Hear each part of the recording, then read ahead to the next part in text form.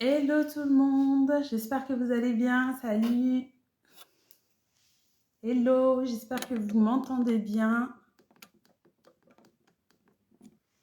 Est-ce que ça va? Salut, salut. Coucou mes petites infusions. Ouais, Nissa, il y a du monde qui veut démissionner. Peut-être pas démissionner, mais une rupture conventionnelle peut-être. En tout cas, il y a plein de gens qui ont plein de projets. Salut Christina, salut Chérine. Top, génial. Merci Moïna. Super, salut Charlotte, merci. Bullet time, Julia, t'as un rendez-vous mardi pour une rupture conventionnelle. Bon, bah c'est cool, ça tombe bien. Ouais, j'ai eu pas mal de questions sur ce sujet, je pense que ça intéresse tout le monde. Salut la team gestionnaire de paye, j'espère que vous allez bien. Salut, salut Binta. Bon, on va pouvoir commencer. Salut tout le monde, les autres vont nous prendre en cours de route. Bon, écoutez, aujourd'hui, on parle de négociation de rupture conventionnelle. J'ai eu plein de questions à ce sujet. Ça intéresse pas mal de monde parce que des fois, on a des projets, on a envie de s'en aller. Et du coup, c'est l'opportunité de partir à la rupture conventionnelle. Et donc, déjà, on va commencer par comprendre c'est quoi la rupture conventionnelle exactement. Salut tout le monde. C'est quoi la rupture conventionnelle exactement? La rupture conventionnelle, c'est quelque chose qui est pas si vieux que ça à l'échelle du monde du travail, on va dire, puisque c'est apparu en 2008. Et la rupture conventionnelle, c'est une façon de mettre fin à un contrat en CDI avec son employeur, donc en se mettant d'accord. Et donc, c'est une rupture à l'amiable de son contrat de travail. Donc, je précise déjà, la rupture conventionnelle, c'est possible uniquement sur un contrat en CDI, en tout cas dans le privé. Après, le public, je connais moins, mais je sais qu'il y a des possibilités aussi de faire des ruptures conventionnelles dans le public. Mais dans le privé, c'est uniquement en CDI. Donc, j'ai eu des petites questions à ce sujet-là. Si vous êtes en CDD, il y a possibilité de rompre à l'amiable avec votre employeur, mais ce ne sera pas une rupture conventionnelle. Et du coup, il faut faire attention sur les ruptures amiables en CDD. Vous n'avez pas forcément le droit au chômage ensuite. Donc, renseignez-vous bien si vous le faites. Et pareil, si vous êtes en contrat d'apprentissage, en alternance, etc., ce sera possible qu'à condition que vous soyez sur un contrat de type CDI. Si c'est un CDD, pareil, ce ne sera pas possible. Donc, une des choses qui est importante de retenir, c'est que la rupture conventionnelle, je disais, c'est à l'amiable. Donc, il faut se mettre d'accord avec son employeur. Donc, toutes les questions que j'ai pu avoir sur est-ce qu'il a le droit de dire non, est-ce qu'il a le droit de dire non sans justificatif, la rupture conventionnelle, pour toi comme pour ton employeur, c'est vraiment, je dis oui si j'en ai envie, puis si j'en ai pas envie, je dis non. Donc, tout à fait, l'employeur, il a le droit de dire non et il n'a pas spécialement besoin de justifier de pourquoi il dit non. Oui, il y aura un replay, il va être enregistré. Il n'a pas besoin de justifier pourquoi il dit non. Et pareil pour vous, si votre employeur vous propose une rupture conventionnelle et que vous n'en voulez pas, vous n'avez aucune justification à donner, vous dites juste j'ai pas envie et puis c'est tout. Ça se fait que dans le privé, ça dans la fonction publique, c'est complet. Et la fonction publique, je sais pas du tout. Je m'y connais pas, mais je sais qu'il y a des possibilités. Après, il faudrait creuser pour voir si c'est possible. En tout cas, dans le privé, c'est possible si vous êtes en CDI. Donc, je disais, le maître mot, donc c'est se mettre d'accord. Et à partir du moment où on dit se mettre d'accord, bah, on va rentrer dans la négociation. Si une grosse boîte de type fast-food, il peut dire non, un quota à avoir. Alors, attends, si vous avez des questions, utilisez bien la petite boîte à questions. Là, il y a avec une petite question et je mettrai toutes les questions à la fin et je y répondrai parce que là, j'ai pas mal de notifications, donc je risque d'en louper. Et effectivement, il ne faut pas que non plus l'employeur fasse trop de ruptures conventionnelles, mais il n'y a pas de notion de quota minimum à avoir, ça n'existe pas. C'est juste, s'il fait trop de ruptures conventionnelles, on peut remettre en question le fait qu'il cache un petit peu des licenciements économiques déguisés sous forme de rupture conventionnelle, donc il peut effectivement limiter le nombre de ruptures conventionnelles. Donc là, on va passer à la partie négociation parce qu'à partir du moment où on a établi que ni nous, on peut forcer notre employeur et ni vous ne pouvez forcer votre employeur et ni lui ne peut vous forcer, bah, on va être obligé de négocier dans un cas comme dans l'autre. Et pour négocier, la chose la plus importante qu'il faut que vous reteniez, c'est qu'il faut déjà que tu sois capable de te mettre dans les baskets de ton employeur si tu veux comprendre les arguments qui vont faire mouche pour lui. Si on réfléchit 2 minutes à quels sont les raisons qui font qu'un employeur peut être intéressé par une rupture conventionnelle, eh ben, lui, ça va être pour se débarrasser quelque part ou se séparer des salariés qui vont être peut-être démotivés, qui vont être pas super performants. Généralement, lui, c'est ça son intérêt. Ou si, à un moment donné, bah, écoutez, il prend une autre orientation par rapport à ses stratégies, etc., et qu'il y a des salariés qui vont plus être forcément là, dont il n'a pas forcément besoin, et qu'il n'a pas forcément envie de licencier non plus, parce que le licenciement, c'est une procédure qui est plus lourde, plus longue, plus risquée aussi pour lui. Donc, la rupture conventionnelle, ça va être avantageux dans ce cas-là pour l'employeur de te proposer une rupture conventionnelle, même si tu n'es pas obligé d'accepter. Et donc, quand tu vas être dans la négociation, savoir qui a l'initiative en fait de cette demande de rupture conventionnelle, bah, ça va tout de suite te dire qui est plutôt en position de force. C'est-à-dire que demain, si toi, tu n'as rien demandé, tu es content dans ton boulot et que ton employeur vient te voir en te proposant une rupture conventionnelle, tout de suite, tu sais que vu que tu n'as pas d'obligation d'accepter et que c'est lui qui a envie que tu partes, bah, tu es en position de force. Donc déjà, d'une, tu n'as aucune obligation de l'accepter. Toutes les phrases dont il essaye de me forcer, en fait, il ne peut pas te forcer. Donc techniquement, soit il te le propose, tu dis non, et s'il essaye de faire des choses qui sont un peu hors la loi, bah, tu fais valoir tes droits, tu vas avoir tes défenseurs syndicaux, etc. Soit, bah, il va prendre, ok, elle veut pas, tant pis, ou soit, en fait, tu as toi aussi envie d'accepter cette proposition, et là, c'est l'opportunité de négocier plus que le minimum. C'est-à-dire que quand on fait une rupture conventionnelle, l'employeur est obligé, il n'a pas le choix, c'est pas possible de se mettre d'accord et de dire qu'on n'en veut pas, il est obligé de te verser une indemnité de rupture conventionnelle. Et cette indemnité de rupture conventionnelle, elle est au minimum, égale au montant de ton indemnité de licenciement conventionnel ou légal si tu n'as pas de convention qui en prévoit une. Et donc, ça, c'est juste un minimum. Donc, si c'est ton employeur qui a l'initiative de la demande de rupture conventionnelle, n'hésite pas à évaluer plus. Pourquoi? Parce que forcément, si tu avais été licencié, notamment, par exemple, tu aurais eu, je dis n'importe quoi, un licenciement économique, tu aurais eu une durée de préavis payée, peut-être pas effectuée, etc. Donc, essaye de te calquer sur ce que tu aurais eu si tu avais été licencié ou ce que tu estimes être le bon montant qui te satisfait pour négocier un peu plus. Aussi, fais très attention quand c'est l'employeur qui a l'initiative de la demande de rupture conventionnelle, de regarder si en fait, qu'est-ce que ça cache? Pourquoi est-ce qu'on te demande de partir? Et est-ce que au final, un licenciement ne serait pas plus avantageux pour toi? Par exemple, des fois, il y a des entreprises qui ont des difficultés économiques. Bah, au lieu de faire un licenciement économique, ils vont essayer de gruger un petit peu et de te proposer une rupture conventionnelle. Normalement, la rupture conventionnelle, elle vient pas remplacer les licenciements économiques. Et un licenciement économique, c'est beaucoup plus avantageux pour toi parce que notamment, tu as des dispositifs comme des propositions de reclassement, une priorité de réembauchage si demain, ça va mieux et qu'ils réembauchent, un préavis payé, etc. Donc vraiment, s'intéresser à ça, c'est parce que ton employeur te propose une rupture conventionnelle qu'il faut foncer tête baissée. Et là, on va s'intéresser au cas qui vous intéresse le plus, c'est-à-dire si toi, tu es à l'initiative de la rupture conventionnelle. Si toi, tu es à l'initiative de la rupture conventionnelle, déjà, c'est toi qui es en position de demandeur. Donc, tout de suite, forcément, le rapport de force, il est inversé parce que l'employeur ne t'a rien demandé et c'est toi qui vas aller lui demander. Donc, il va falloir que tu arrives à développer des arguments qui lui montrent en fait que il a aussi intérêt à te donner cette rupture conventionnelle. Déjà, faut vraiment que vous gardiez en tête que le mode normal, entre guillemets,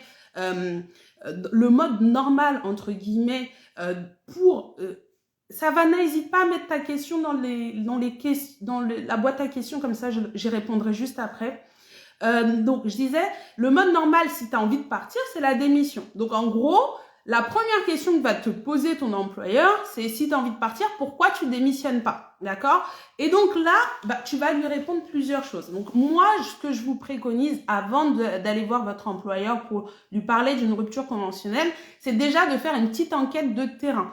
Une enquête de terrain pour savoir est-ce que les ruptures conventionnelles, c'est quelque chose qui se fait dans votre boîte? Est-ce que c'est facile? Est-ce que, au contraire, c'est les boîtes où c'est mort de chez mort, on ne fait jamais de rupture conventionnelle, on n'en veut pas? etc.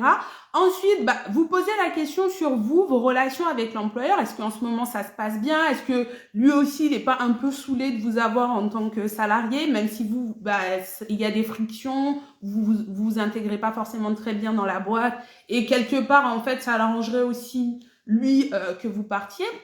Aussi, ce qui peut être intéressant, est-ce que vous êtes en gros le maillon un peu essentiel en ce moment, c'est surcharge de boulot, vous êtes en sous-effectif et vous êtes quasi irremplaçable et c'est le ciel qui lui tombe sous la tête si vous dites que vous partez. Tout ça, ça va vous permettre d'avoir un peu le cadre de qu'est-ce qui se passe si je demande à partir. Aussi, pareil, est-ce que c'est quelque chose auquel il sera surpris? Est-ce qu'il s'attend vraiment à ce que je fasse cette demande de rupture conventionnelle? Vraiment préparer tout ça. Préparer également un petit calcul, essayez d'estimer le montant de l'indemnité de rupture qui devrait vous verser si vous partez. Par exemple, on a dit l'indemnité de rupture, c'est une indemnité qui est calculée par rapport à ton indemnité de licenciement légale ou conventionnelle. Si je me base sur le légal, jusqu'à 15 ans d'ancienneté, jusqu'à 10 ou 15 ans, j'ai un trou. En tout cas, c'est un quart de mois de salaire par année d'ancienneté. Donc, si par exemple, ça fait qu'un an que vous êtes là, en gros, il aura juste à vous verser un quart de mois de salaire par rapport à une démission. Donc ça peut être un argument pour dire, en fait, ça fait pas non plus grand-chose. Pensez à préparer ce type d'argument. Alors, attendez, je regarde juste mes notes. Désolée. Voilà, donc après, si vous constatez par exemple qu'au fond, vous en avez envie un peu tous les deux, j'ai eu plusieurs questions autour de est-ce que je peux faire une demande de rupture conventionnelle alors que je suis en arrêt maladie longue durée? Est-ce que je peux faire une rupture conventionnelle alors que je suis en congé maternité? Dans ces deux cas, c'est possible de faire une demande de rupture conventionnelle, c'est autorisé par la loi. Et par exemple, quand on regarde la rupture conventionnelle, si ça fait déjà un an et demi que vous êtes plus dans l'entreprise parce que vous êtes malade depuis très longtemps, l'employeur en général, il vous a super bien remplacé. Quelque part, si demain vous revenez bosser, ça va plus l'embêter qu'autre chose parce qu'il faudra qu'il se débarrasse de votre remplaçante ou qu'il vous trouve un autre poste. Donc, quelque part, cette proposition de rupture conventionnelle, elle n'est pas si déconnante et il va y trouver certainement son intérêt. Donc, lui dire, au fond, en fait, on veut tous les deux un peu la même chose et cette rupture conventionnelle, elle tombe bien. Pareil, si vous êtes en congé maternité, ça fait peut-être 3-4 mois que vous ne venez plus au travail, ils ont un petit peu appris à s'organiser sans vous et c'est pas comme si vous partiez du jour au lendemain. Donc, pendant la période de congé maternité, envoyez un courrier pour dire écoutez, moi, depuis que j'ai eu mon enfant, mes priorités ont changé, j'aimerais trouver un autre travail qui s'allie plus avec ma vie de famille, etc. C'est quelque chose que l'employeur peut entendre, peut comprendre et du coup, il y a des fortes possibilités que ça marche. Vous jouez franc jeu, vous leur dites que voilà, j'ai envie de changer, j'ai envie de trouver plus près, j'ai envie de trouver un boulot avec des horaires moins contraignants, etc. Il y a de bonnes raisons que ça marche parce que dans tous les cas, il a peut-être déjà réussi à se passer un petit peu de vous. Pareil, si vous êtes un peu en conflit ou dans une zone un peu grise, on va dire, où vous entendez pas forcément très bien, ça matche pas en termes de caractère, etc. Ça peut être une raison qui fait que personne n'a vraiment de vraies raisons d'aller au contentieux ou au conflit, mais on s'entend pas si bien que ça. Donc tous les deux, on peut se poser puis se dire franchement que ce serait bien qu'on s'en aille avant que ça atteigne des sphères pas possibles. Ça, c'est vraiment l'optique où, en fait, quelque part, l'employeur, il est aussi content de vous que vous vous sépariez. Après, tu as l'autre cas de figure où, en fait, non, tu bosses super bien, tu es son meilleur commercial, tu lui fais son meilleur chiffre d'affaires, et il n'a pas du tout envie que tu partes, et quand tu lui dis ça, il est dégoûté. Et donc, quand il est dégoûté, il va essayer soit de te rattraper, soit il va essayer de t'offrir de meilleures conditions pour que tu restes, soit tout simplement, il va dire, si tu veux partir, tu pars tout seul, tu pars en démissionnant. Et là, en fait, il faut vraiment vous dire que le temps, c'est votre meilleur allié. Une rupture conventionnelle, ça se prépare et ça demande du temps si vous voulez être en position de pouvoir négocier. Si vous faites ça à la dernière minute, quand vous en pouvez plus ou quand vous voulez absolument partir sans préavis à la dernière minute, vous n'avez pas de levier, de marge de négociation. Hello Alexandra. Vous n'avez pas de levier, de marge de négociation. Et donc, le mieux, c'est vraiment de préparer ça bien en amont. Par exemple, si demain, vous avez envie de partir, par rapport à la démission, moi, par exemple, je suis agent de maîtrise, j'ai 2 mois de préavis. Si je démissionne tout de suite, dans 2 mois, je suis plus là. Par contre, si on arrive à s'entendre sur une rupture conventionnelle, moi, je suis prête à décaler mes projets de création d'entreprise, mon projet de formation, pour partir seulement dans 6 mois. Je peux aussi vous aider à recruter ma remplaçante, former mon remplaçant ou ma remplaçante, etc. Tout ça, c'est des éléments qui vont faire en sorte que l'une des grosses inquiétudes qui va être celle de mon employeur, c'est-à-dire recruter quelqu'un qui va prendre mon rôle aussi bien que moi, je l'aide à faciliter cette transition. Et ça, c'est des arguments que tu pourras avoir uniquement si toi-même tu as le temps de faire ça. Si tu n'as pas le temps, donc déjà que dans tous les cas, qu'il signe la rupture conventionnelle ou que tu démissionnes, ça va lui mettre autant de temps. Pourquoi est-ce qu'il te donnerait un chèque supplémentaire pour que tu partes aussi vite? D'accord? Donc vraiment, pensez que le temps doit être votre allié et pas votre ennemi. D'accord? Voilà, j'ai mis ça. Pareil aussi, quand vous voulez partir en rupture conventionnelle, alors ça va un peu piquer peut-être certaines personnes, mais il y a des projets qui sont des projets valables et il y a des projets qui sont pas des projets valables. Donc ça veut dire qu'aujourd'hui, dire à son employeur, oui, j'aimerais bien partir, écoutez, là, je vois que dans votre entreprise, par exemple, c'est une petite PME, je ne vois plus de possibilité d'évolution, j'ai donné mon meilleur, ça s'est bien passé entre nous, mais je me projette pas. Et vu que je me projette pas, j'ai peur de me démotiver avec le temps et je veux partir pendant que c'est encore le bon moment et j'aimerais bien qu'on parte en bon terme. Ça, c'est tout à fait des raisons qui sont entendables, acceptables par l'employeur parce que en face, il va vous dire effectivement, moi, j'ai pas la structure pour t'accompagner. Par contre, on a eu une bonne collaboration, donc je veux que ça se termine très bien entre nous.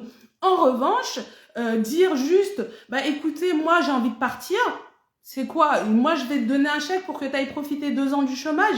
Quel employeur a envie d'accepter ça? C'est pas une raison valable. Je suis désolée. Pareil, j'ai envie de partir pour m'occuper de mes enfants. Je suis désolée de le dire. Pareil, le chômage, c'est pas fait pour s'occuper de ses enfants. Le chômage, c'est fait comme période de transition pour faire une formation, pour augmenter ses compétences, pour aller créer une entreprise et peut-être avoir un petit accompagnement financier dans les démarrages. Aussi, la période de chômage, ça peut être justement le temps de faire des bilans de compétences, de retrouver en fait ce qui va me permettre de trouver un nouveau boulot, etc. Par contre, si j'ai vraiment envie de rester à la maison pour m'occuper de mes enfants, la seule chose qui existe légalement dans le cadre, c'est d'aller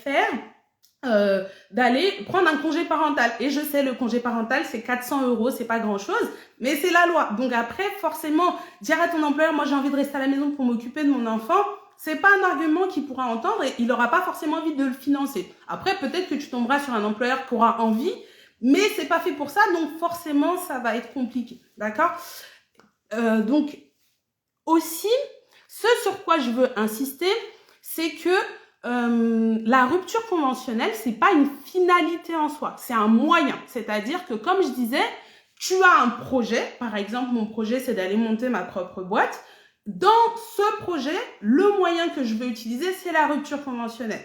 Donc, ça veut dire que si je vais voir mon employeur pour demander une rupture conventionnelle, dans ma tête, je suis prêt à partir. Donc, ça veut dire que si mon employeur me dit non, je suis quand même prêt à partir. Je vais mettre quelque chose d'autre en place pour partir. Pourquoi je vous dis ça? C'est parce que la rupture conventionnelle, c'est comme si dans ton couple, tu étais marié et tu allais demander le divorce à quelqu'un. C'est pas quelque chose sur lequel tu reviens en arrière en disant « Ah, il veut pas partager les frais d'avocat, bon tant pis, je reste marié. » C'est pas vraiment super cool comme façon de réfléchir, d'accord? Donc, si tu vois la rupture conventionnelle comme une finalité en soi, tu vas aller voir l'employeur, il va te dire non et puis tu vas continuer à bosser pour lui. Il y aura quelque chose de cassé dans votre relation parce qu'il sait que tu n'as pas vraiment envie d'être là et toi, tu vas peut-être lui en vouloir de ne pas avoir accepté ta rupture conventionnelle. Donc, c'est pas super sain. Ça doit être dans le cadre d'un projet. Donc, déjà, dis-moi quel est ton projet et je te dirai quelles sont peut-être les alternatives à ta rupture conventionnelle. D'accord? Ensuite, quand tu vas parler avec ton employeur, vraiment, faites attention à la sémantique au langage que vous utilisez. Vous n'êtes pas là pour faire du chantage, vous n'êtes pas là pour menacer votre employeur. D'ailleurs, si on veut aller sur le terrain des menaces, sur le terrain de « bah si c'est ça, moi je fais plus mon boulot », votre employeur, il a beaucoup plus de moyens techniquement de vous faire un burn-out, de vous faire péter un câble que vous en avez pour lui faire péter un câble. Parce que réellement, lui, si vous faites pas bien un dossier, il est embêté, ça l'embête avec un client.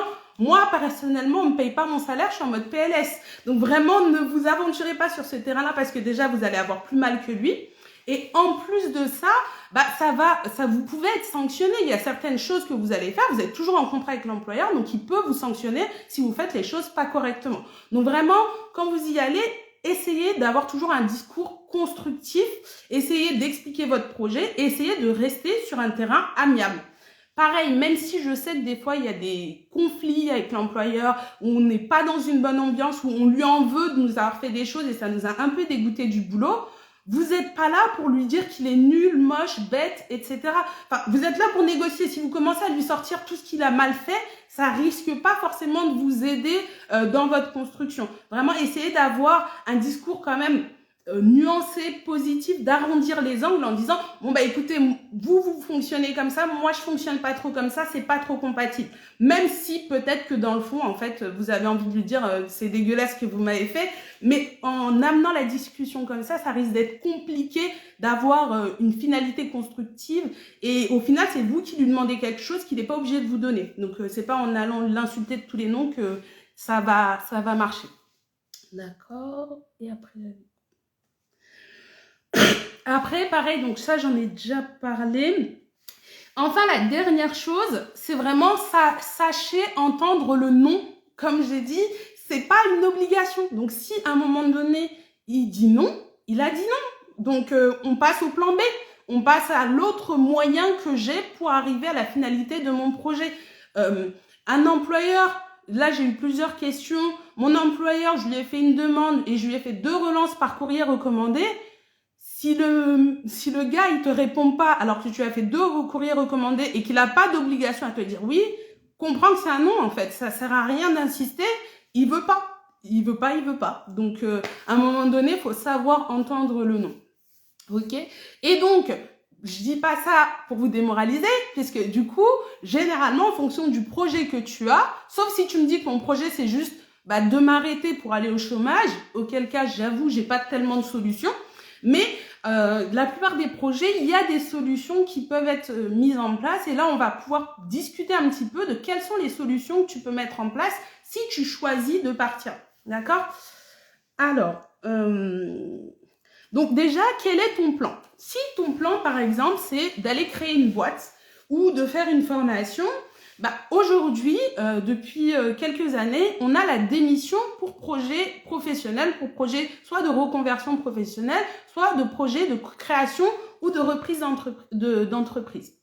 Et du coup, cette démission-là, bien sûr, il y a des critères. C'est pas tout le monde qui sera éligible à ça et il faut avoir travaillé suffisamment. Si tu sors de l'école, ça fait 1 an que tu bosses et que tu dis finalement, je veux être payé à aller reprendre une entreprise, ça marche pas comme ça, je suis désolée, faut cotiser un petit peu, l'État il dit faut cotiser un petit peu pour récupérer un petit peu. Donc ça peut être une solution chez pas mal de personnes qui, ça fait 5 ans, 10 ans qui bossent et qui ont envie d'aller faire leur projet professionnel. Et là, je reviens sur ce que j'avais dit tout à l'heure. Pareil, c'est un projet qui se prépare, qui va demander du temps. Faut rencontrer un conseiller en évolution professionnelle. Faut montrer que son projet, il est solide, il est concret et il va nous donner encore du boulot derrière ou va nous permettre de récupérer quelque chose. C'est pas un truc que je dis juste, j'ai un projet et puis je vais au chômage et ensuite je vois. Non, vraiment, construisez votre projet et quelque chose de solide et ensuite vous y allez.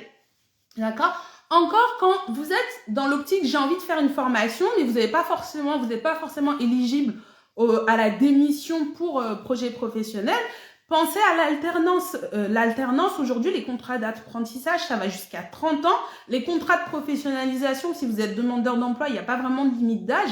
Donc, tout ça, ça peut être le cas. Donc, ça veut dire que, par exemple, aujourd'hui, moi, je suis en CDI, j'ai envie de partir faire autre chose, je peux tout à fait rechercher un CDI en contrat de professionnalisation chez quelqu'un d'autre ou un CDD en contrat de professionnalisation qui va me permettre de faire ma formation tout en bossant et en ayant un salaire qui tombe, j'ai pas forcément besoin d'aller au chômage pour ça. D'accord?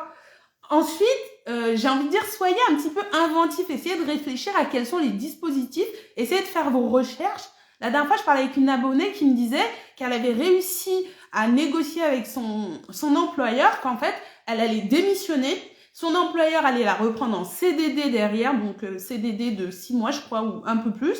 Et du coup, à la fin de ce CDD, la fin de ce CDD, c'était un contrat qui se termine en fin de contrat. Et du coup, elle allait avoir le droit au chômage. Et du coup, c'est une solution un peu inventive et se mit d'accord avec l'employeur. C'est peut-être un employeur qui n'avait pas envie de payer les indemnisations qui sont obligatoires dans le cadre de la rupture conventionnelle, mais qui n'était pas forcément opposé au fait que cette salariée parte avec les droits au chômage. Donc, elle a réussi à s'entendre avec ça. Si avec ton employeur, c'est pas possible, tu peux tout à fait démissionner pour ton contrat en cours pour aller prendre un CDD ailleurs et à l'issue de ce CDD, qui se termine en fin de contrat, aller ensuite au chômage. C'est aussi une possibilité et de ce chômage-là, faire autre chose. Ensuite, j'ai envie de faire un point un peu particulier sur tous ceux qui sont vraiment en souffrance dans le monde du travail. Il y a des situations où ça vient de nous, c'est juste le taf nous plaît pas et on déprime, on n'est pas content.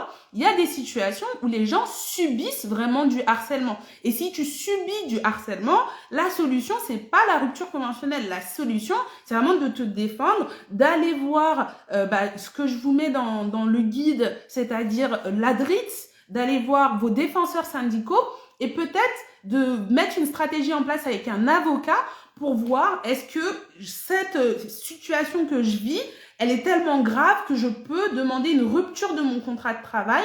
Donc, on appelle ça la prise d'acte et ça fait que demain, je vais forcément aller au contentieux. Si je fais une prise d'acte, je vais aller devant le conseil de prud'homme. Mais du coup, le conseil de prud'homme va obliger mon employeur à me faire un licenciement. Et du coup, je vais bénéficier de toutes les aides, tous les droits et éventuellement même avoir la reconnaissance de ce qui ne va pas. Donc vraiment, quand vous commencez à vraiment vivre des choses pas normales, défendez-vous. Ne partez pas sur une rupture conventionnelle qui en plus peut être refusée. Et ce qui fait qu'au final, vous voyez tellement pas d'issue que vous partez sur un abandon de poste qui est pas à votre avantage, je vous le rappelle. Et alors que peut-être que vous auriez pu faire une prise d'acte de votre contrat de travail et que la justice vous aurait donné raison. Donc, à préparer, j'ai pas dit mon employeur m'a parlé mal une fois, je considère que c'est du harcèlement et je fais une prise d'acte. Surtout, ne faites pas ça parce que si votre prise d'acte, elle est pas reconnue comme valable, ça sera considéré comme une démission. Mais faites un dossier, allez voir les gens qui peuvent vous aider et eux, ils vont vous dire si vraiment les éléments que vous êtes en train de subir, ils sont valables, ils sont considérés comme du harcèlement, ils sont considérés comme des faits graves et que votre employeur, il est en tort. J'entends vraiment des fois des choses incroyables et des gens qui supportent. Il faut pas supporter l'insupportable. D'accord ? Et ensuite, si ton objectif, c'est simplement de changer de boîte, la démission, tout simplement, c'est pas une mauvaise option. Si tu as un peu peur de te retrouver le bec dans l'eau, demande à ton futur employeur de te faire signer une promesse d'embauche. Une promesse d'embauche pour un employeur, c'est aussi engageant qu'un contrat de travail. Ça veut dire que si au final, il se dédie, etc., vous pouvez tout à fait l'attaquer en justice, réclamer des dommages et intérêts, etc. Donc ça aussi, c'est une solution. Pour changer de boulot, tu n'as pas besoin de faire une rupture conventionnelle. Et ton employeur, derrière, va pas comprendre pourquoi tu viens chercher une rupture conventionnelle si tu vas juste changer de boulot. Il va se dire, elle veut juste des indemnités ou il veut juste des indemnités. Donc, le mieux, vraiment, c'est de démissionner, bien sûr, en ayant d'abord signé une promesse d'embauche pour être sûr de ne pas se retrouver le bec dans l'eau. D'accord ? Et ensuite, il y a plusieurs motifs familiaux que je ne connais pas tous, malheureusement, mais si vous allez sur le site du Pôle emploi, ils sont tous détaillés avec les conditions précises dans lesquelles ça s'applique. Il y a la démission pour suivi de conjoint, notamment, qui est un peu la plus connue. Mais je crois qu'il y a aussi des possibilités, si vous devez suivre votre enfant dans les études, si vous avez un enfant handicapé qui doit aller dans des structures particulières, etc. Il y a plusieurs conditions qu'on ne connaît pas forcément très bien, dans lesquelles, si vous démissionnez pour ces raisons-là, vous avez quand même le droit au maintien de vos allocations chômage. J'ai eu une question là-dessus où on me demandait est-ce que la démission pour suivi de conjoint, elle était plus ou moins avantageuse que la rupture conventionnelle. La démission pour suivi de conjoint, elle sera moins avantageuse parce que dans tous les cas, c'est une démission, donc tu n'auras pas d'indemnité de rupture qui sera versée par ton employeur. Alors que la rupture conventionnelle, je vous disais, il y a obligatoirement une indemnité de rupture qui te sera versée, qui est du montant d'une indemnité de licenciement. Donc, tu as un petit peu plus de sous au moment du départ quand tu fais une rupture conventionnelle par rapport à une démission pour suivi de conjoint. Et enfin, le dernier point que je vais vous dire et qui est un point qui pique, n'hésite pas à investir dans ta liberté et dans ton évolution de carrière. Mettre des sous de côté pour tenir quelques mois parce qu'on a décidé de partir dans une formation, parce qu'on a décidé et qu'il n'y a aucun dispositif, eh ben, il faut y aller aussi parce que à un moment donné, quand vous décidez de vous emprisonner dans un boulot juste parce que tous les dispositifs qui sont prévus par la loi, on rentre pas dans la case, bah vous êtes quelque part en train de vous brider. Et peut-être que si vous aviez pris un petit peu d'argent pour investir dans cette formation et que demain, vous pouvez doubler votre salaire, vous pouvez augmenter votre salaire de 30-20% parce que maintenant vous avez cette qualification, bah c'est un investissement qui vaut le coup. Et le problème qu'on a, c'est qu'en France, on est quand même plutôt bien lotis, on ne paye pas pour nos études, on a plein de dispositifs qui nous payent pendant qu'on est en train de faire des études, pendant qu'on est en train de reprendre des entreprises, pendant qu'on est en train de se lancer. Il y a plein de pays où ces dispositifs-là n'existent pas et les gens se posent pas autant de questions quand ils ont envie de partir. Donc, n'hésitez pas à investir dans votre réussite. C'est pas un gros mot de dire, bah, j'ai mis de l'argent de côté, pas pour me payer un voyage, mais pour me payer des études, mais pour assurer mon salaire pendant que je vais lancer ma boîte. Exactement. Et donc, il y a Alexandra qui parle du CPF. Effectivement, le CPF, ça peut vous aider à financer la formation. Par contre, ça va pas maintenir vos droits ou votre salaire pendant ce temps-là. Donc, si vous avez un petit pécule de côté, bah, ça peut toujours vous aider à voir venir l'avenir et puis à se dire, bah, écoutez, c'est pas grave, quoi. Donc, ensuite, les questions dans la boîte à questions, comme ça, j'y réponds après. Donc, voilà. Après, je vais juste repasser les petites questions supplémentaires que vous m'aviez mis dans la boîte à questions que j'avais mis en story et pour lesquelles j'ai peut-être pas répondu.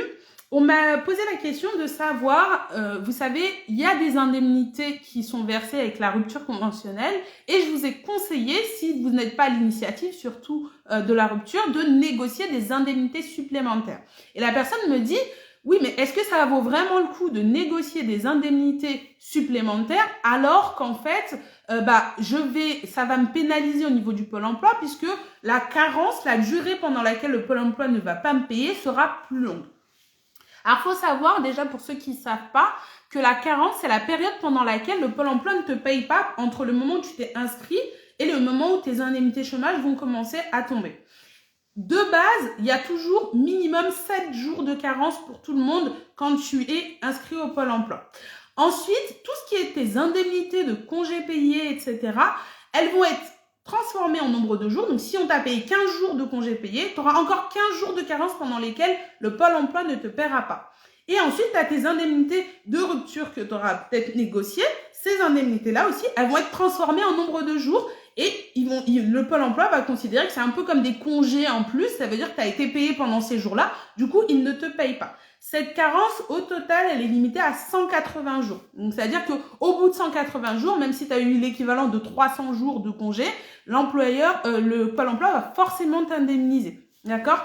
Donc, dans tous les cas, ça reste avantageux parce que ça ne veut pas dire que ça se déduit du nombre de jours maximum que va t'indemniser le Pôle emploi. Ça décale juste le moment où le Pôle emploi va commencer à t'indemniser. En revanche, effectivement, faut que tu prennes ça en considération parce que l'objectif, c'est pas de te dire « Oh, bah c'est cool, j'ai un solde de tout compte à 10 000 €, je mets 10 000 € dans l'achat d'une voiture et en fait, après, j'ai rien pour vivre pendant les 2 mois peut-être pendant lesquels le Pôle emploi ne me paiera pas. » Faut que tu te dises, bah, je vais être payé avec cet argent et c'est cet argent qui va me servir à financer mon train de vie jusqu'à ce que le Pôle emploi commence à me payer. En revanche, si tu as droit à 600 jours de Pôle emploi, tu auras toujours le droit à 600 jours. Donc, ça reste toujours super avantageux de négocier des indemnités supplémentaires. L'autre question que j'avais eue, c'était la rupture conventionnelle. Si on est en alternance, j'y ai répondu au début. Si tu es en CDI, c'est bon. Si tu es en CDD, ce n'est pas une rupture conventionnelle. Le meilleur moment pour demander la rupture conventionnelle en congé maternité. Donc, quand tu es en congé maternité, après ça, c'est mon avis, ça n'engage que moi. Moi, je dirais, vaut mieux le demander pendant que tu es absent, quand tu es absent depuis un petit moment, peut-être depuis quelques mois, 1 mois ou 2, parce que pendant ce temps-là, en fait, l'employeur, des fois, avant qu'on parte, on a l'impression, ou l'employeur a l'impression en tout cas, qu'il va pas s'en sortir sans nous, qu'il saura pas comment faire. Scoop, nul n'est indispensable. Donc, quand on n'est pas là, il arrive à trouver un moyen, il trouve des solutions. Et pendant qu'on n'est pas là, en fait, la boîte, elle continue à tourner. Donc, si moi, j'ai envie de demander une rupture conventionnelle, je vais privilégier la période où je ne suis pas là pour faire cette demande-là, parce qu'en fait, l'employeur, à ce moment-là, il dit, en fait, elle n'était pas si indispensable que ça. Donc, moi, je te conseille de le faire pendant la période de congé maternité. Et comme je le disais, c'est pas une finalité en soi. Donc, si vraiment tu es prêt à demander une rupture conventionnelle, c'est que tu es prêt à démissionner ou si tu es prêt à utiliser un autre dispositif. Et donc, si tu as un refus de ton employeur pendant le congé maternité, tu as l'espace et le temps de chercher un autre employeur peut-être plus proche de chez toi avec des horaires qui te vont mieux, etc. Et de donner ta démission sans revenir travailler. Et ce sera aussi plus facile, si tu démissionnes au bout du compte, de négocier la réduction, la suppression de ton préavis, parce que de toute façon, tu n'étais pas là. Excusez-moi. Tu n'étais pas là, donc c'est pas comme si tu étais en train de bosser, tu avais des dossiers qu'on te demandait de réduire le préavis. Là, c'est plus compliqué. Là, tu n'es pas là, donc c'est pas comme si ça va être très compliqué de réduire le préavis. Donc, c'est pour ça que je conseille pendant le congé maternité, pendant l'absence en tout cas. Pareil, rupture conventionnelle durant arrêt maladie longue durée. Vraiment, si tu te mets dans les baskets d'un employeur, quelqu'un qui part en arrêt maladie longue durée, c'est vraiment la tuile parce qu'en fait, on ne sait pas vraiment quand il va revenir. On ne peut pas le remplacer par quelqu'un en CDI parce que si l'autre revient, moi, je dois me retrouver un poste. Donc, généralement, vraiment, tu peux demander à n'importe quel moment de ton arrêt maladie la rupture conventionnelle. Il ne faut pas hésiter. Voilà, je pense que j'ai fait le tour en tout cas de ce que je voulais vous dire sur la négociation de la rupture conventionnelle. Voilà, c'est de la négo. Donc franchement, ça marchera jamais à tous les coups, ça peut pas marcher à tous les coups. Ça marche dans les boîtes où ils aiment bien ça, où ils le font souvent. Les boîtes où on vous dit c'est mort de chez mort. Vous cassez même pas la tête des fois à demander. Vous pouvez toujours demander, ça ne coûte rien, mais vous cassez pas la tête à essayer de vous battre ou de vous disputer ou à envoyer 36 courriers de recommandés. Ça ne sert à rien à part vous faire perdre de l'argent. S'ils veulent pas, ils ont le droit. D'accord ? Du coup, là, moi, je vais regarder. Je vois qu'il y a pas mal de questions dans la boîte à questions. Je vais les partager. Alors, quel recours j'ai après un refus d'une rupture conventionnelle? Alors, en termes de recours, si tu me dis recours pour forcer mon employeur, il n'y en a aucun. Tu peux pas forcer quelqu'un, tu peux juste négocier. Donc, si il a dit non, tu peux rien faire. Après, comme je disais, si tu es dans une optique où ça fait partie d'un plan plus global, interroge-toi sur quel est l'objectif de ta rupture conventionnelle. Pourquoi est-ce que tu veux faire ta rupture conventionnelle? Et renseigne-toi sur les dispositifs qui peuvent t'aider à aller au bout de ton projet. Notamment, surtout ceux qui veulent faire une formation, n'hésitez pas à vous renseigner auprès des organismes de formation. Les organismes de formation, ils veulent que vous veniez chez eux parce que quand vous venez chez eux, vous leur ramenez de l'argent. Donc, eux, ils connaissent énormément de dispositifs pour vous aider à financer votre formation. Donc, ils vont vous conseiller. Il y a peut-être des choses que vous ne connaissez pas et eux, ils vont vous aider à décortiquer. Notamment sur le CPF, des fois, c'est super intéressant parce que pour le CPF, tu peux mobiliser ton CPF, ne pas avoir assez dans ton CPF et demander à ton employeur de faire un complément de CPF pour financer la formation. Donc, il y a plein de montages qui peuvent exister et qui peuvent marcher. Combien de temps l'employeur a pour nous remettre les documents de solde de tout compte suite à la rupture conventionnelle? Alors, la rupture conventionnelle, en général, ça prend à peu près 6 semaines entre le premier entretien et le moment où c'est homologué, validé. Et normalement, le dernier jour du contrat, l'employeur, il doit te remettre tes documents de solde de tout compte à ce moment-là. C'est la procédure normale. Après, des fois, en fonction des services paye, etc., il y a un petit délai de battement. J'ai souvent cette question, quand est-ce qu'il doit le faire? Le problème avec ça, c'est que théoriquement, elle est censée te le donner le dernier jour où tu es présent, le dernier jour que tu pars le soir avec ton chèque. Après, dans la réalité, c'est pas toujours très simple pour l'employeur de te faire partir le soir même avec ton chèque parce que jusqu'à la dernière minute, le service paye, il doit vérifier que tu es bien présent, que tu n'as pas eu d'absence pour pouvoir faire la paye et ensuite te remettre les documents, les imprimer, les envoyer à qui de droit. Donc, ça met forcément quelques jours de latence. Donc, en général, essayez d'avoir une petite tolérance, une semaine pour aller faire la réclamation parce que de toute façon, même si votre employeur ne vous le donne pas, le temps que vous fassiez des démarches pour le forcer à vous donner la rupture conventionnelle, vous auriez repris en fait. Alors, s'il vous plaît, mettez les questions dans la boîte à questions, sinon je ne vais pas suivre. Comment on est supposé revenir du chômage partiel? Je vais essayer de rester sur les questions qui concernent la rupture conventionnelle parce que sinon, on est parti pour 2 heures et pour que en fait, en replay, ce soit quand même plus intéressant et qu'on parle que de la rupture conventionnelle. Donc, essayez de cibler vos questions sur la rupture conventionnelle. Pour le chômage partiel, normalement, c'est ton employeur qui te dit « c'est bon, j'ai du boulot, tu reviens bosser ». Il n'y a pas de procédure particulière à ma connaissance. C'est lui qui te déclare parce qu'il n'a pas assez d'activité et c'est lui qui te dit « reviens bosser ». Donc, normalement, il n'y a pas de procédure particulière. Donc, je reviens dans mes questions. Pourquoi certaines boîtes refusent catégoriquement de le faire? Écoute, c'est parce qu'elles trouvent qu'elles n'y ont aucun intérêt. Elles trouvent que comme je dis, il faut payer, hein, ça veut dire qu'elles vont payer une indemnité de rupture conventionnelle. Écoute, elles doivent décider de dire, moi je licencie les gens que j'ai vraiment envie de licencier et les autres, j'ai pas envie qu'elles partent. Donc si elles ont envie de partir, elles n'ont qu'à faire une démission, j'ai pas envie de payer pour qu'elles partent. Donc je pense que c'est plutôt ça. Hop. Ensuite... Durant et après un arrêt de travail, peut-on demander une rupture conventionnelle? Ça, j'ai répondu. Donc oui, tu peux demander une rupture conventionnelle. Combien coûte une rupture conventionnelle à un employeur? La rupture conventionnelle... Attendez, je ne vous l'ai pas mis. Le coût de la rupture conventionnelle, il va différer en fonction principalement de ton ancienneté. C'est-à-dire que plus tu es là depuis longtemps dans la société, plus ta rupture conventionnelle va coûter cher à la société parce que l'indemnité de rupture conventionnelle, elle se calcule par rapport à l'ancienneté du salarié. Donc, c'est un argument positif pour ceux qui n'ont pas beaucoup d'ancienneté, qui sont là depuis 1, 2, 3 ans. En fonction de votre convention collective et de ce qui est prévu dedans, ça fait pas cher à l'entreprise de se séparer de vous.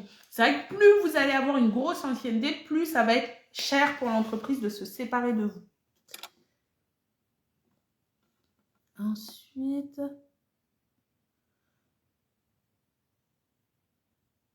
alors 3 ans d'arrêt maladie font-ils partie du calcul des indemnités d'ancienneté? 20 ans. Alors, l'arrêt maladie, ça fait partie, normalement j'avais mis dans le truc, ça fait partie des périodes, donc je m'imagine que c'est une maladie non professionnelle, ça fait partie des périodes qui vont venir diminuer ton ancienneté. Donc non, ils vont pas être pris en compte dans le calcul de tes indemnités. Alors pas d'ancienneté, mais d'indemnité de rupture conventionnelle, ça va venir diminuer le montant d'autant. Donc tu n'auras pas 20 ans, mais tu n'auras peut-être que 17 ans parce que ça faisait 3 ans que tu étais en arrêt maladie. À dire et à ne pas dire à son patron quand on veut une rupture conventionnelle. Bon, ça, je crois que j'y ai répondu. Combien de temps entre la demande de rupture conventionnelle et son acceptation? Donc, en fait, il y a 2 sortes d'acceptation dans la rupture conventionnelle. Tu vas avoir le moment où tu fais ta demande de rupture à ton employeur, soit une discussion orale, soit un courrier, etc. Et là, c'est le moment où vous allez en discuter et qui va décider de l'accepter. Et à le moment où, en fait, l'employeur va faire le dossier et va l'envoyer en homologation à la DRITS. Et là, ça prend à peu près 15 jours. En tout, en gros, il faut compter 1 mois, 6 semaines pour une procédure de rupture conventionnelle classique. Alors ça, je partage, on me persuade de rester, genre vous allez rester alors que non, j'ai pas envie. Faut savoir que des fois, on propose à l'employeur de partir parce qu'on n'est pas bien ou parce qu'on a des choses à lui reprocher, qu'on n'est pas bien. Et en fait, si vous êtes un bon élément, que l'employeur il veut pas vous perdre, il peut tout à fait vous dire non mais là maintenant je t'augmente, là je te propose tel poste et il peut essayer de te rattraper à ce moment-là, ça peut arriver aussi. Donc bon, ça, tout ça c'est de la négo, à voir si t'es pas trop dégoûté, si t'as pas déjà prévu autre chose ou si t'es pas parti sur un autre projet, mais il peut essayer de te rattraper tout à fait.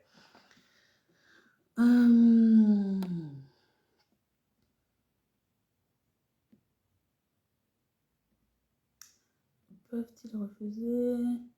L'employeur peut-il refuser pour n'importe quel motif? Oui. Après, je pense qu'on a fait le tour.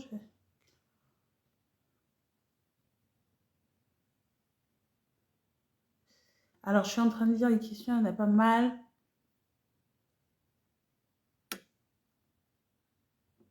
Ça fait 1 an que je faisais partie... Oh mince, c'est parti. Je sais pas pourquoi elle est partie. Ça fait 1 an que je faisais partie de l'entreprise, mais sur ma fiche de paie, j'avais de l'ancienneté de mon ex-employeur. Est-ce que ça va être pris en compte dans l'indemnité de rupture? Alors, si c'est précisé sur ta fiche de paie et si ça fait partie des règles qu'il y a dans ta convention collective et dans ton secteur, effectivement, cette ancienneté, elle va être prise en compte pour le calcul de l'indemnité de rupture conventionnelle, effectivement. Mais légalement, il n'y a pas d'obligation à le faire, mais il y a beaucoup de conventions collectives qui sont plus avantageuses et qui font que l'ancienneté peut être prise dans la profession, chez l'ancien employeur, etc. Est-ce le même temps pour mettre entre une rupture conventionnelle et vouloir mettre fin à sa période d'essai? Ce n'est pas possible de faire une rupture conventionnelle pendant une période d'essai. La rupture conventionnelle, elle peut intervenir qu'après la période d'essai. Pendant la période d'essai, ça va être uniquement une rupture de la période d'essai à partir du moment, du coup, on respecte le délai de prévenance. Je regarde les questions. Donc pareil, là, j'avais eu demande faite il y a 4 mois, puis 2 relances en accusé-réception et toujours pas de réponse. Comment avoir une réponse? On peut pas. Il y a des gens qui sont polis, te répondent non, il y en a qui te répondent pas. Ça veut dire non, c'est tout. Alors, est-ce que mon chef a le droit de dire qu'ils ne font aucune rupture conventionnelle? Et ça se poursuivait quand je lui demande, il me dit que je peux toujours demander à la RH, mais que c'est inutile. Oui, il a le droit de le dire, c'est juste un avis. Comme je vous disais, faites votre enquête de terrain. Il y a des politiques d'entreprise et il y a certaines entreprises qui choisissent de jamais en faire. Il a le droit de le dire, c'est pas quelque chose qui est sanctionnable ou faux. Après, en plus, dans ce cas-là, il te dit, essaye quand même chez la RH, mais ça sert à rien. Si tu veux, tu tentes. Si tu veux pas, tu tentes pas. Mais dans tous les cas, je pense que si ton chef te le dit, c'est qu'il y a peu de chances que ce soit accepté.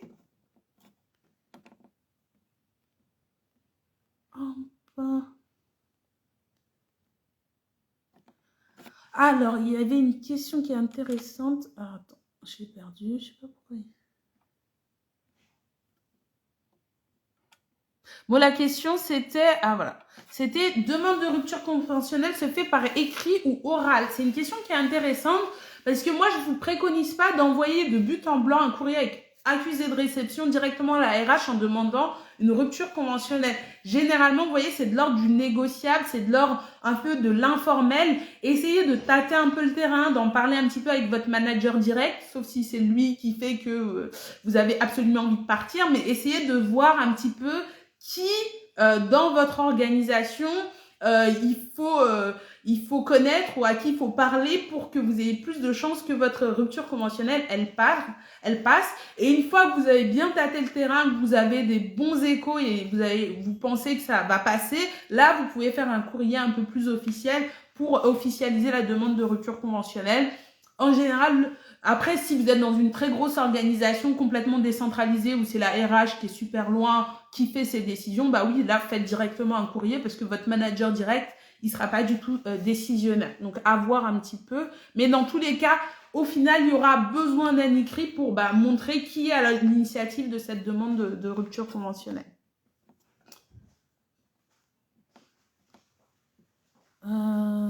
J'ai une question, peuvent-ils les refuser? Oui, ils peuvent refuser. J'ai une question. Bonjour, j'ai raté le début du live. Est-ce possible de l'enregistrer, s'il vous plaît? C'est prévu, ce sera enregistré en replay et du coup, ce sera une IGTV qui sera disponible dans la section guide aussi de mon profil. En cas de rupture conventionnelle, et j'ai un délai pour refaire une demande. Bah, en fait, il n'y a pas de... Alors, attendez, je vais vous la repartager. Il n'y a pas vraiment de délai. Hein. Après, si tu peux faire le relou et demander une rupture conventionnelle toutes les semaines, je vais peut-être essayer d'avoir le patron à l'usure. Mais en fait, comme c'est du domaine de la négociation, il n'y a pas de notion de délai. Après, peut-être que ta boîte, elle met des conditions maximum. Mais bon, en général, sauf si tu as des nouveaux éléments à apporter qui font changer ton employeur d'avis, il y a peu de chances que ça passe si c'est pas passé la première fois. Mais ça peut être le cas si la première fois, tu as juste envoyé un courrier un peu comme ça et que là, maintenant, tu as assisté à mon live et que tu as plein de tips et de bonnes idées pour aller vraiment négocier et que là, tu veux refaire une demande, tu peux réessayer. Il n'y a pas vraiment de délai ou de notion de limite. Je continue sur les questions. En congé maternité, y a-t-il une période de préavis à faire pour une rupture conventionnelle? Alors, il faut savoir que si c'est vous qui êtes à l'initiative de la rupture conventionnelle, avant, c'était pas trop possible de faire même une rupture conventionnelle pendant le congé maternité parce que c'était vraiment une période où on ne pouvait pas rompre le contrat. Maintenant, si c'est vous qui êtes à l'initiative, il n'y a pas vraiment de période de préavis ou de délai. Mais par contre, il faut que tu comptes que il y aura le délai d'homologation et le temps de faire toute la procédure. Donc, comme je disais, à peu près 6 semaines pour faire cette procédure de rupture conventionnelle. En revanche, l'employeur, généralement, ce sera très rare qu'il te propose une rupture conventionnelle pendant le congé maternité parce que c'est pas bon et je pense qu'il y a des périodes sur lesquelles il peut pas du tout te demander le congé maternité. Donc, dans ce sens-là, ça marchera pas trop. Où est-ce que j'en suis? Pas de souci à cette elle me dit, j'avais pas vu que le sujet était la rupture conventionnelle, désolée. J'ai fait 3 ans d'alternance, comment savoir si mon employeur a pris en compte mes 3 ans d'expérience? Bah, regarde ton pourcentage et va voir quel pourcentage t'aurais dû être payé. J'ai raté le début du live, ça je l'ai déjà eu. Nous sommes obligés d'avoir 2 entretiens en présentiel où tout peut se faire par mail. Alors il y a quand même un entretien qui est obligatoire, 2 je crois pas, mais il y a un entretien normalement qui doit se faire, alors peut-être en visio, mais normalement en tout cas il y a un entretien où tu peux être représenté par tout ce qui est tes représentants du personnel, des défenseurs syndicaux, où en fait l'employeur est obligé de te convoquer. Donc je pense que ça doit être en présentiel. Par contre, normalement, il n'y a pas 2 entretiens. Il n'y a qu'un entretien obligatoire. Y a-t-il un temps de préavis minimum pour une rupture conventionnelle? Il n'y a pas de notion de préavis vraiment dans une rupture conventionnelle. Par contre, il y a le délai pendant lequel dure la procédure de rupture conventionnelle. Et une fois que c'est homologué, qu'on a défini à quelle date prenait fin le contrat, il n'y a pas de préavis. Est-ce que si on veut changer à cause du salaire, la rupture conventionnelle est une bonne idée? Pour moi, pas vraiment. Si tu veux juste changer de boîte parce que le salaire n'est pas assez élevé et que tu vas aller dans une autre boîte où le salaire est plus élevé, le plus simple, c'est quand même de faire une démission, de trouver un autre boulot mieux payé, puis de faire une démission pour aller dans cet autre boulot. La problématique que tu vas avoir si tu essayes de faire une rupture conventionnelle et que tu dis à l'employeur j'ai trouvé un autre boulot, c'est qu'il va pas comprendre pourquoi est-ce qu'il devrait te payer des indemnités pour que tu ailles chez quelqu'un d'autre. Donc, c'est un peu la problématique. Donc, je pense que le plus simple, c'est vraiment de trouver un autre boulot, d'avoir sa promesse d'embauche signée et de partir chez l'autre qui paye mieux.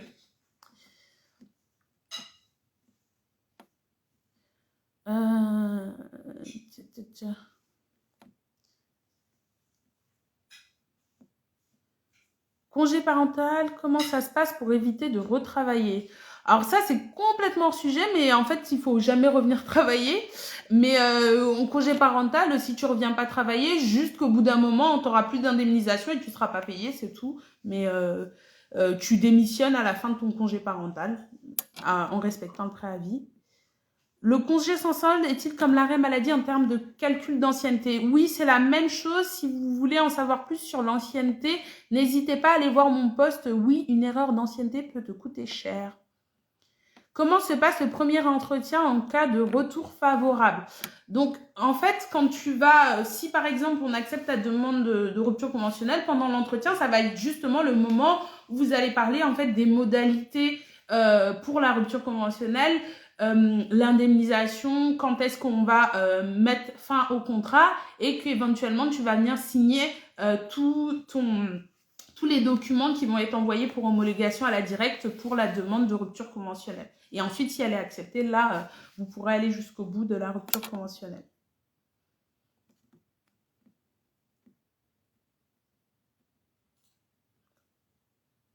Vous avez dit 6 semaines le délai pour une rupture conventionnelle. Oui, c'est à peu près 6 semaines. Après, ça dépend le délai que vous avez entre l'entretien, le moment où les dossiers sont envoyés, etc. Mais ça tourne autour de 6 semaines à peu près au total entre le moment où vous en parlez et qu'on vous dit oui et le moment où vraiment vous quittez la société. C'est minimum 6 semaines à peu près.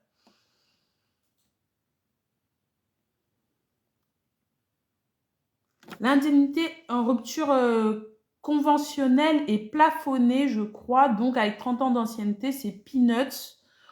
Alors ça, je ne sais pas du tout. Non, je ne crois pas que l'indemnité soit spécialement plafonnée. Ça dépend de votre convention collective. Mais en légal, en tout cas, c'est d'abord un quart de salaire jusqu'à 10 ans et ensuite, c'est un tiers de salaire en plus par année d'ancienneté. Donc, il n'y a pas de plafond. Après, il y a le plafond naturel en général, on fait rarement plus que 40 et quelques ans chez un même employeur, mais il n'y a pas vraiment de plafond. Donc non, ça peut ne pas être peanuts du tout. Après, ça dépend ce qu'on dit. Peanuts pour moi, c'est pas forcément peanuts pour toi, ça dépend. Un peu.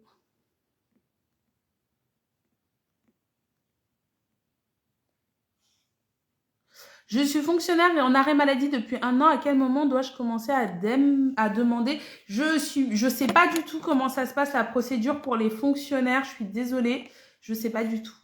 Donc, il faudrait que tu te renseignes un petit peu sur soit les sites de la fonction publique ou soit directement avec ton service pour savoir quelles sont les modalités. Peut-on faire une demande, par exemple, en octobre pour mai, le temps que l'employeur puisse trouver un remplaçant, les arranger en quelque sorte? Tout à fait. Tu peux faire une demande là en octobre et puis dire et on aimerait que la date de fin de contrat soit pour mai, c'est possible. Après, je ne sais pas exactement quand est-ce que l'employeur fera vraiment l'envoi pour l'homologation auprès de la directe, mais c'est possible. Bonjour, 30 ans d'ancienneté, mon employeur a une nouvelle orientation à l'international. Il m'enlève mon boulot pour externaliser. À quoi puis-je prétendre, s'il vous plaît?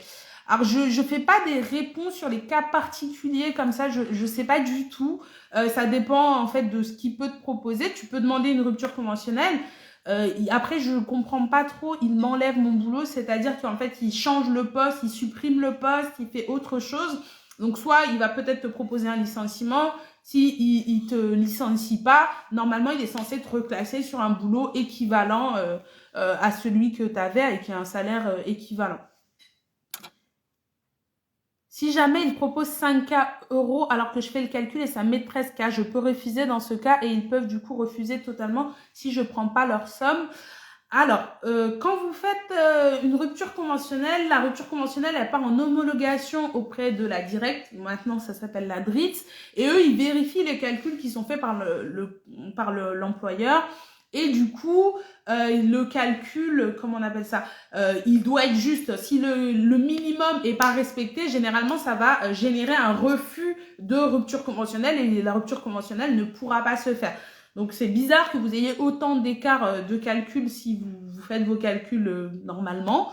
Mais normalement, ils ne peuvent pas te proposer moins que le légal ou le conventionnel. Donc, normalement, tu es obligé d'avoir cette somme-là. La somme est calculée selon la loi ou la convention collective. J'ai 9 ans d'ancienneté. La somme, elle est calculée selon la convention collective, sauf qu'il y a certains secteurs d'activité pour lesquels il n'y a pas de convention collective. Si ça existe, il n'y en a pas beaucoup. Et dans ces cas-là, c'est la loi qui s'applique. Ou si la loi est plus favorable que la convention collective, c'est elle qui va s'appliquer. Je dis n'importe quoi. La convention collective, elle peut dire c'est 3 mois de salaire. Si la convention collective dit c'est 3 mois de salaire, peu importe l'ancienneté, peu importe n'importe quoi, pour certaines personnes, ça va être plus favorable que la convention collective s'applique. Mais peut-être que si j'ai 30 ans d'ancienneté, la loi sera plus favorable parce qu'elle dit que c'est un quart de mois de salaire par année d'ancienneté, puis un tiers de mois de salaire par année d'ancienneté en plus. Donc forcément, Le gestionnaire de paie, il fait le comparatif à chaque fois entre l'indemnité calculée par la loi, l'indemnité calculée par la convention collective et il va m'appliquer la plus favorable.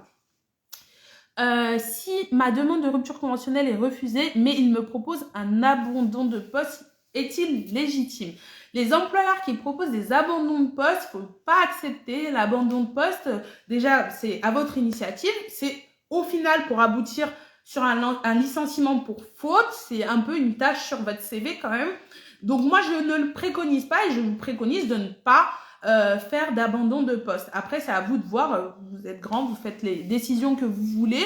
Mais en tout cas, lui, quelque part, il est en train de te dire, bah, si tu fais un abandon de poste, moi, je vais pas te mettre des bâtons dans les roues, je vais pas t'embêter. Par contre, je n'ai pas envie de te payer une indemnité de rupture conventionnelle. Donc, c'est moins avantageux que l'indemnité de rupture conventionnelle, mais ça te permet quand même de partir et de bénéficier des indemnités chômage. Est-ce mieux de dire qu'on est démotivé lors de l'entretien annuel?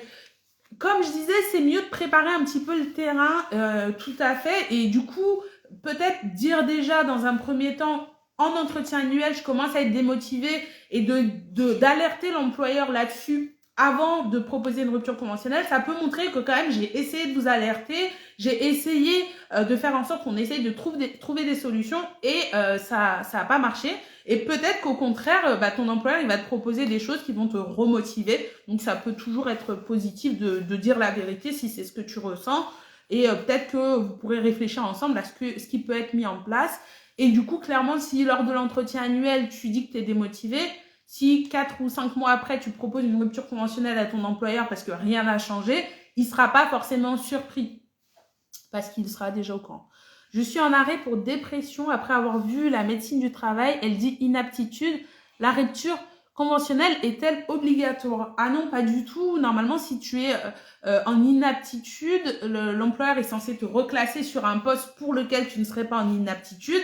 Et s'il n'en a pas, c'est un licenciement pour inaptitude. C'est pas une rupture conventionnelle. Et dans ce cas-là, il ne peut pas substituer la rupture conventionnelle à un licenciement pour inaptitude. Il faut faire la demande en courrier recommandé avec accusé de réception. Comme je disais, privilégiez le format informel pour tâter le terrain, mais quand vous faites la vraie demande, soit vous faites une remise en main propre contre décharge, du coup une photocopie où ils écrivent remis en main propre le et ils signent et ils tamponnent, soit un courrier recommandé avec accusé de réception. Mon employeur est une grosse boîte type KFC. Peut-il ou non refuser une rupture conventionnelle? Un quota peut savoir s'il ment. Je crois que j'ai répondu à cette question. Mais oui, l'employeur, il peut refuser à tout moment une rupture conventionnelle. Il n'a aucune obligation. Quel recours j'ai après un retour? Donc ça, je crois que j'ai répondu aussi. Il n'y a pas de recours. Ouais, je crois que c'est bon, on a fait le tour. 3 ans d'arrêt maladie, on perçoit des... Je crois qu'on a fait le tour des questions.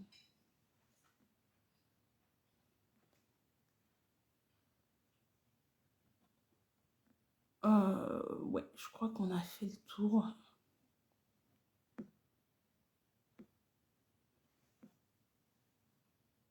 Ouais, j'ai fait, je crois, le tour des questions. Il y en a eu pas mal, donc j'en ai peut-être pas vu. Est-ce qu'il y a des questions auxquelles je n'ai pas répondu? Si vous, là, vous pouvez me les mettre directement en commentaire, comme ça, je vais regarder. Je vais regarder au fur et à mesure, mais je crois que j'ai répondu à tout le monde.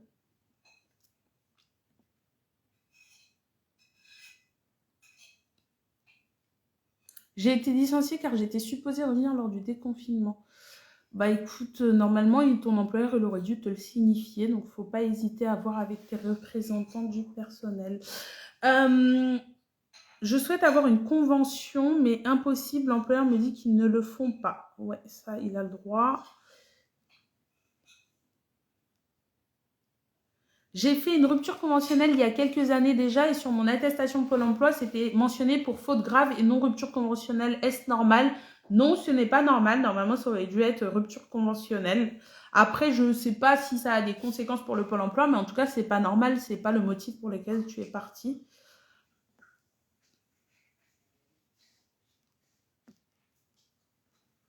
Depuis 18 mois, ok. Alors,